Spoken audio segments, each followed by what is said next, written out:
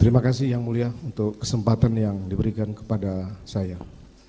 Saya akan menyampaikan nota pembelaan sebagai terdakwa dalam perkara yang dilakukan di Pengadilan Negeri Jakarta Selatan ini. Saya membuat judul Setitik Harapan dalam Ruang Sesak Pengadilan. Majelis Hakim yang mulia, Jaksa Penuntut Umum dan Penasihat Hukum yang terhormat. Setelah berlangsungnya persidangan yang cukup panjang dan melelahkan, akhirnya sampailah kesempatan bagi saya untuk menyampaikan pembelaan dalam perkara pidana ini.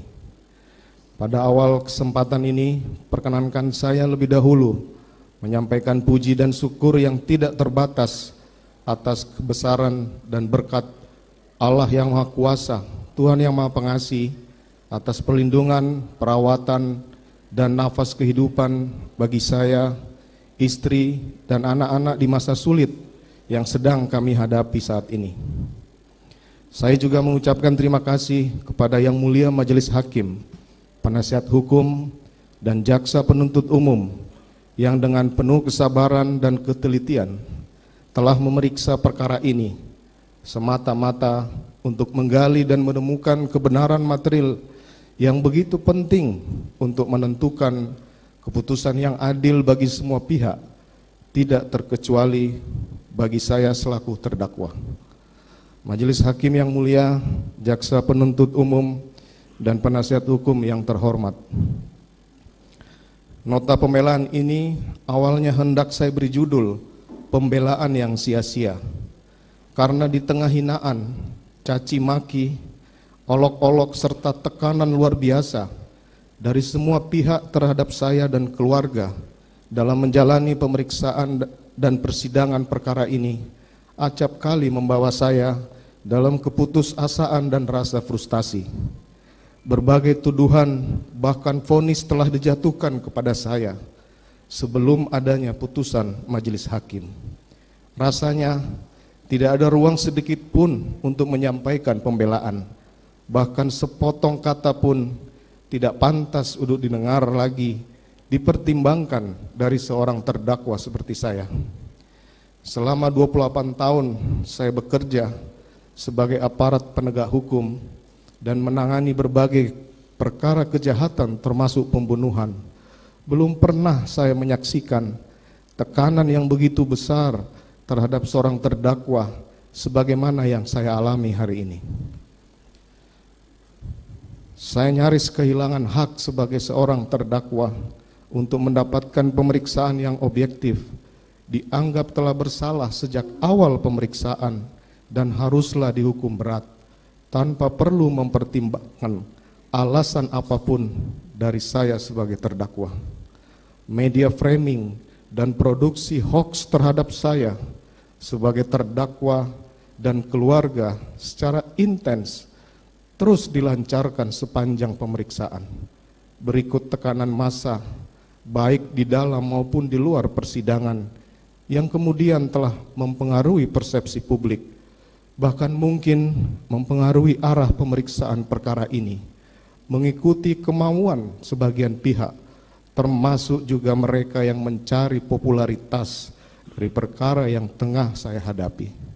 Saya tidak memahami bagaimana hal tersebut terjadi, sementara prinsip negara hukum yang memberikan hak atas jaminan, perlindungan, dan kepastian hukum yang adil, serta perlakuan yang sama bagi semua warga negara di mata hukum, masih diletakkan dalam konstitusi negara kita.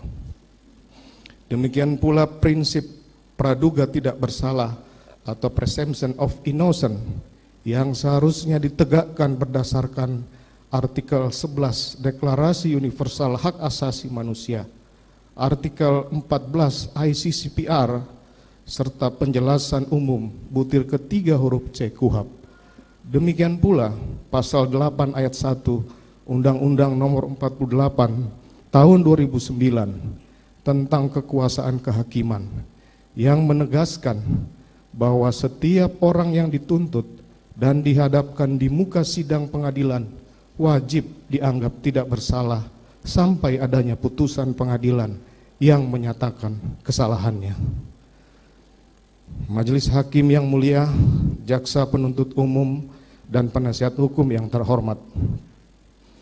Sejak awal saya ditempatkan sebagai terperiksa dalam perkara ini, beragam tuduhan telah disebarluaskan di media dan masyarakat, seolah saya adalah penjahat terbesar sepanjang sejarah manusia. Saya telah dituduh secara sadis melakukan penyiksaan terhadap almarhum Yosua sejak Magelang. Begitu juga tudingan sebagai bandar narkoba dan judi, melakukan perselingkuhan dan menikah sirih dengan banyak perempuan, perselingkuhan istri saya dengan Joshua dan Kuat, melakukan LGBT, memiliki bunker yang penuh dengan uang, sampai dengan penempatan uang ratusan triliun dalam rekening atas nama Yosua, yang kesemuanya adalah tidak benar. Saya ulangi, semuanya tuduhan itu adalah tidak benar.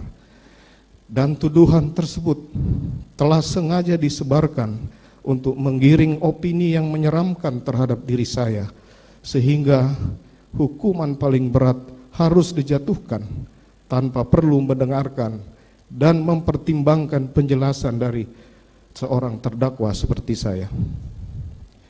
Majelis Hakim yang mulia, dalam satu kesempatan di awal persidangan, bahkan penasihat hukum pernah menunjukkan sebuah video viral di masyarakat yang menggambarkan prosesi eksekusi mati terhadap diri saya sebagai terdakwa.